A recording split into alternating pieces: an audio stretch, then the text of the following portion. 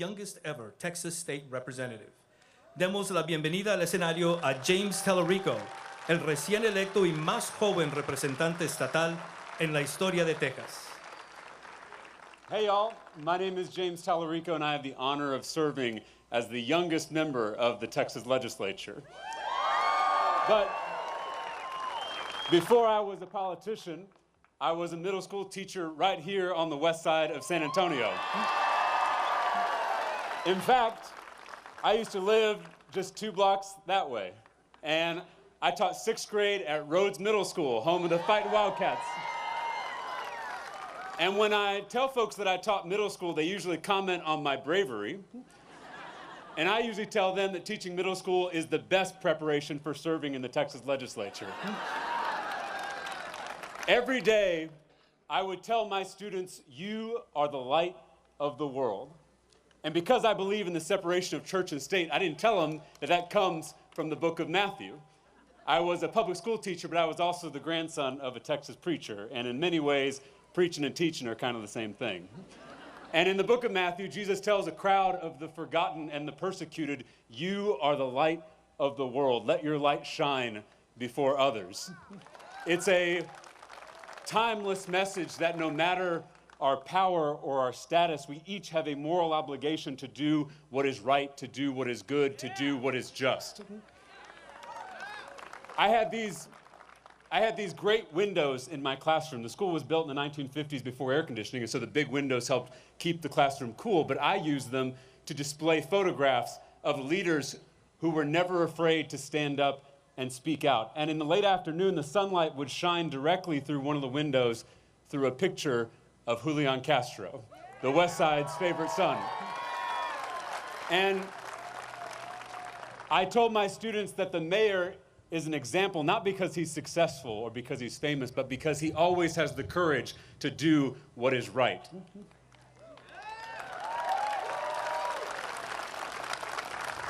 In my first year of teaching, Mayor Castro staked his entire political career on a proposal to raise local taxes in order to fund full-day pre-K across the city of San Antonio.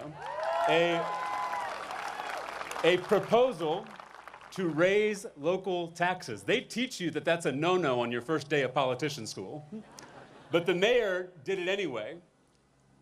He did it anyway, and that's why I told my students to be like the mayor and to let their own light shine no matter the consequences. And some of them took it to heart. Stephanie was the smallest kid in school. She was one of my brightest students and one of my quietest students, and for good reason.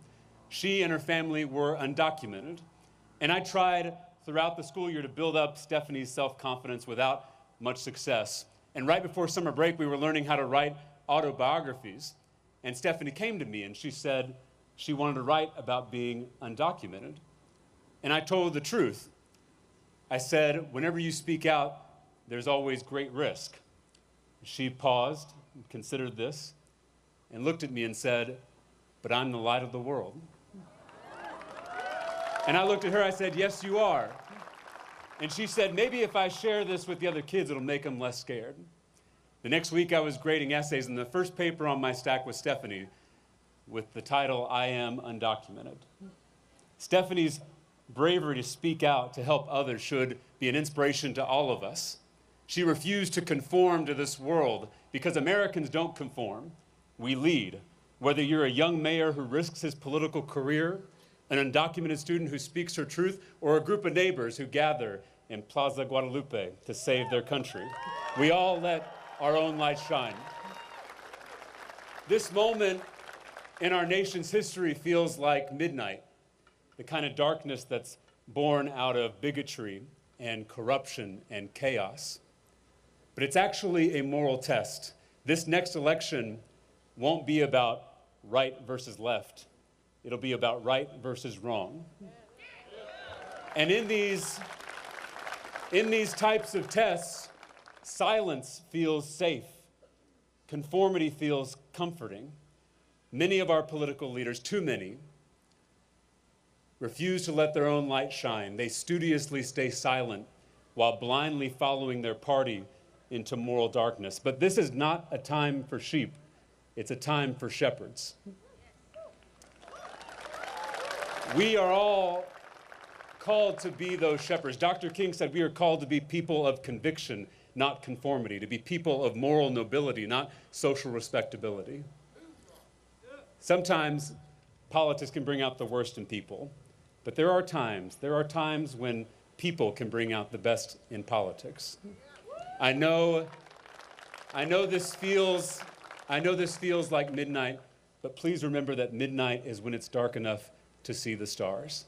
We are the light of the world, and on November 3rd, 2020, we'll let that light shine once again when we elect my hero, your champion, our friend, Julian Castro, as the next president of these United States of America.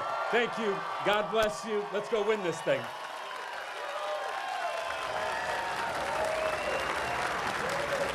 And now, coming to the stage, please welcome Sandra Contreras.